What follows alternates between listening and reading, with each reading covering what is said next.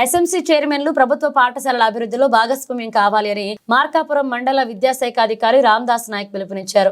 ప్రకాశం జిల్లా మార్కాపురం పట్టణంలోని స్థానిక జిల్లా పరిషత్ బాలికల ఉన్నత పాఠశాల నందు పాఠశాల మేనేజ్మెంట్ చైర్మన్లు పాఠశాల ప్రధానోపాధ్యాయులకు ఒకరోజు శిక్షగా కార్యక్రమాన్ని మండల విద్యాధికారి బి రామదాస్ నాయక్ అధ్యక్షతన నిర్వహించారు.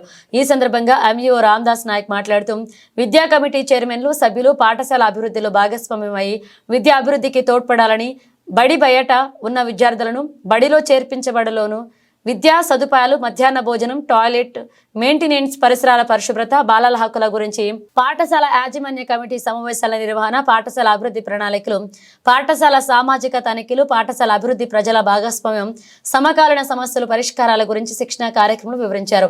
ఈ శిక్షణ కార్యక్రమంలో రిసోర్స్ పర్సన్ గా జిల్లా పరిషత్ ధర్మం అడుగు పాఠశాల ప్రధానోపాధ్యాయులు తిరుపతి రెడ్డి ఎర్రయ్య, మరియదాస్, మండల విద్యాశాఖ అధికారి శార్వాణి వ్యవహరించి శిక్షణ నిర్వహణ చేశారు.